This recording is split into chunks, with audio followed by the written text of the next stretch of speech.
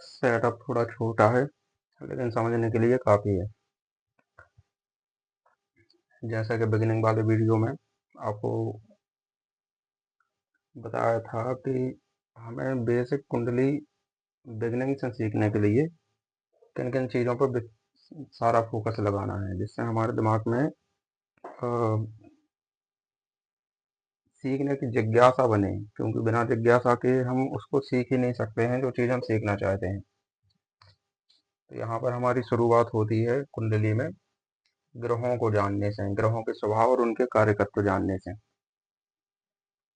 तो जब भी हम लग्न कुंडली सीखना प्रारंभ करते हैं, यहाँ पर गणित से स्टार्टिंग होगी ही नहीं, क्योंकि गणित एक बहुत अलग मैटर है। आजकल सॉफ्टवेयर से आप लोग आराम से किसी की भी date of birth, time of place से उसकी कुंडली बना सकते हैं।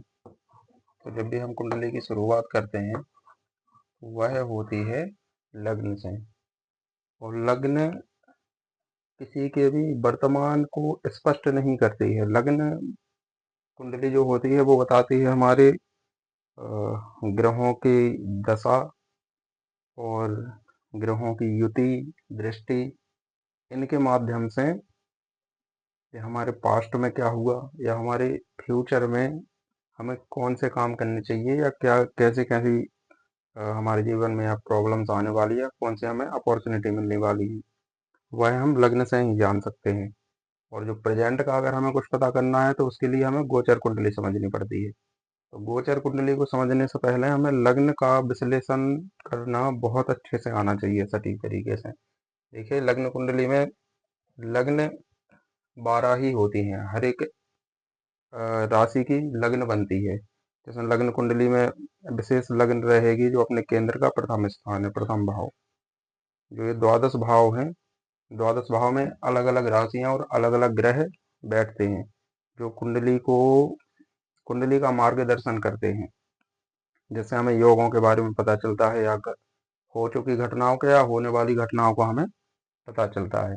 ठीक है, तो लग्न कुंडली को अगर हम देखना सीख गए तो हम जो पीछे बीत चुका है और जो आने वाला टाइम है उसको हम सटीक जान सकते हैं। अगर हम सटीक तरीके से योगों का अध्ययन करते हैं या दशाओं का अध्ययन करते हैं, या हम समझते हैं कि किस दशा में कैसे प्रभाव हमारे जीवन पर पड़ते हैं।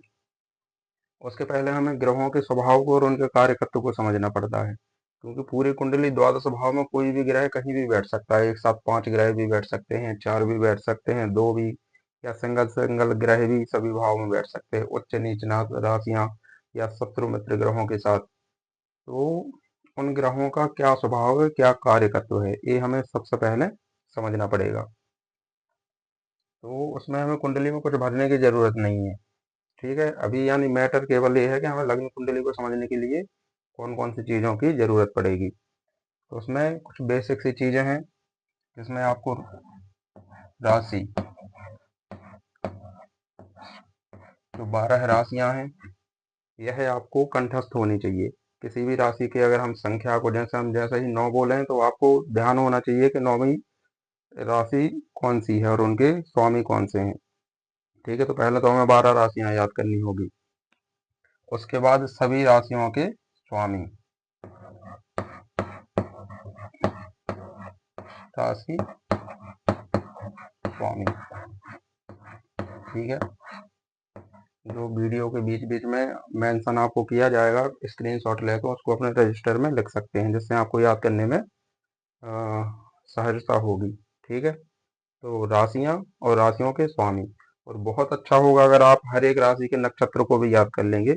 उससे क्या होगा कि जब भी आपके सामने कोई अगर कुंडली रखेगा तो कुंडली को देखकर, नक्षत्र का चरण देख के आप उसका नाम स्वतः ही पता कर सकते हैं, क्योंकि हर नक्षत्र के 4 चरण होते हैं। उन 4 चरणों में से ही किसी एक में व्यक्ति विशेष का नाम आता है, वो एक अलग मैटर है। ठीक है, यहाँ 12 राशियां याद करनी है, 12 राशियों के स्वामी याद करने हैं।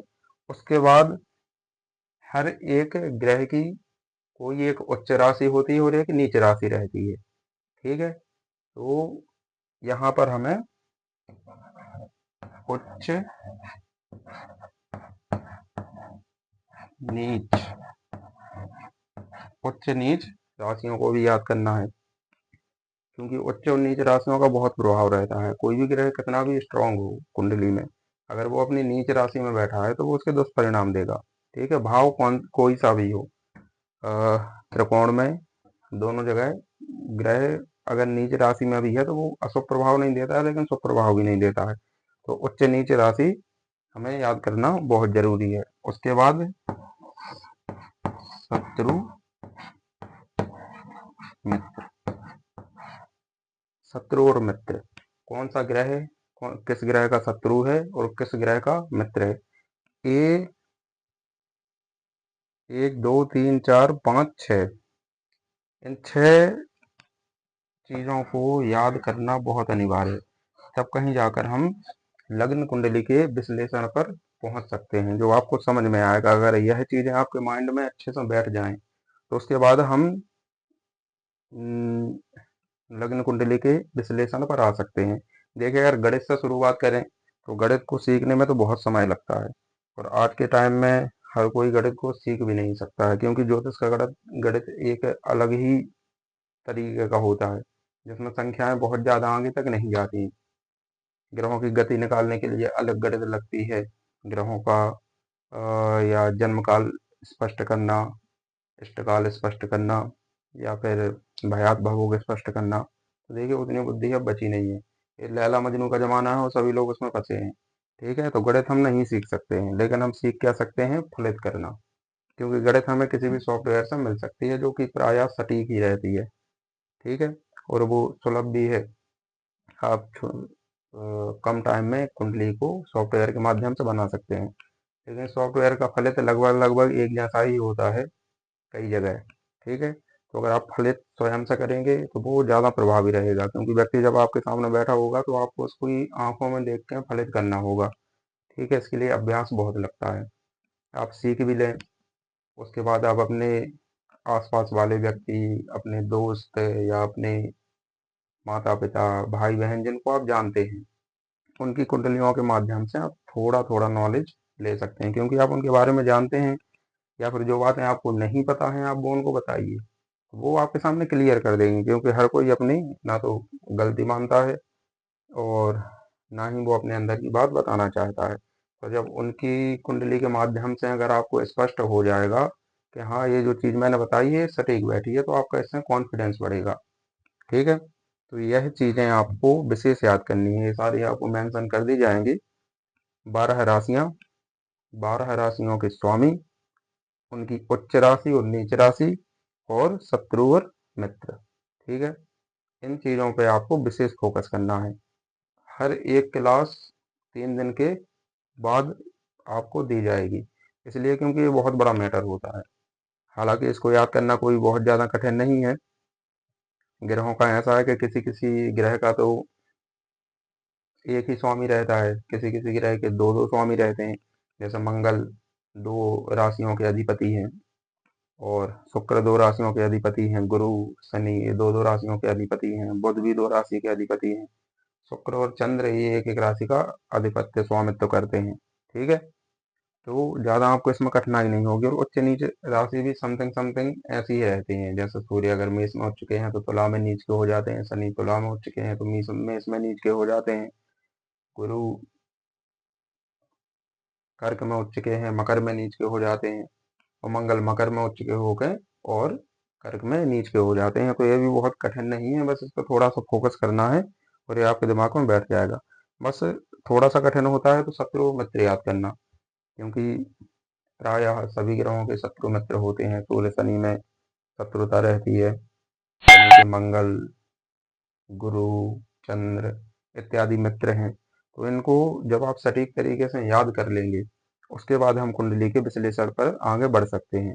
उसके बाद हम राशियों के जो स्वामी हैं, स्वामियों के स्वभाव, जैसे सूर्य का अलग कार्यकत्व है, उनका वह स्वभाव है। क्योंकि लोग कई प्रकार के प्रश्न करते हैं, कोई अपने जीवन से जुड़ा हुआ प्रश्न करता है, कोई अपने व्यापार से जुड़ा हुआ, कोई भाई बहन से संबंधित, कोई घर मकान प्रॉपर्टी, कोई बुद्धि पुत्र, शत्रु मित्र तांत्रिक क्रिया इत्यादि, या पार्टनर से जुड़ा हुआ, या जीवन में कौन से कष्ट आ रहे हैं, या कोई रोग से संबंधित प्रश्न कर रहा है।